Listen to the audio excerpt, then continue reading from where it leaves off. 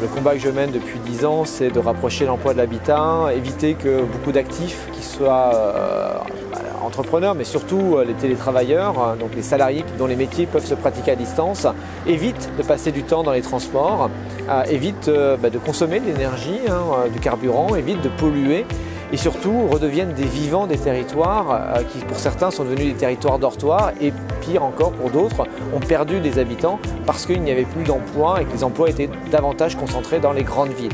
Le relais entreprise il repose sur 3 domaines d'activité. On a un premier domaine d'activité où on accompagne les collectivités territoriales. On a un bureau d'études, on a fait plus d'une centaine d'études au niveau national pour des communes, des communautés de communes, des pôles d'équilibre territoriaux autour de la thématique tiers-lieux au sens large, qui est une thématique un peu complexe, un peu floue, un peu générique. On y met beaucoup de choses derrière tout ça. Et on va faire nous des études pour voir quel est le potentiel, quel est déjà l'existant. Est-ce qu'il y a déjà des lieux qui répondent aux différents besoins?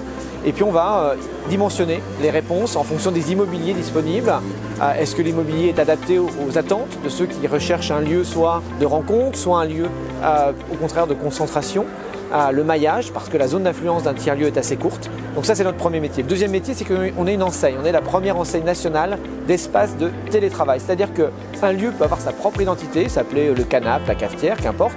Et quand il s'agit de cibler des télétravailleurs salariés, ils ont tout intérêt à rejoindre l'enseigne relais d'entreprise avec un S à entreprise qui montre bien que nous sommes l'enseigne qui va rassurer un employeur quant au fait qu'il puisse trouver un relais pour ses salariés. L'affiliation au réseau relais d'entreprise, au-delà de la visibilité et la lisibilité de l'offre, permet de valoriser les kilomètres non effectués. Nous avions déjà une convention avec EDF qui rachetait et qui rachète d'ailleurs, parce qu'on a renouvelé la convention pour 4 ans, les litres de carburant, donc les kilowattheures non consommés par les salariés qui viennent dans des bureaux proches de leur domicile plutôt que prendre leur voiture pour aller à 30-40 km dans la ville la plus proche, et ce au titre des certificats d'économie d'énergie. Et depuis le 1er septembre, on a également obtenu le label bas carbone du ministère de la Transition écologique. Et là, cette fois-ci, on est capable de valoriser les gaz à effet de serre, les tonnes CO2. On est les premiers à avoir obtenu un label dans la catégorie transport pour de la réduction d'émissions de gaz à effet de serre. Et donc ça montre bien que la pratique du télétravail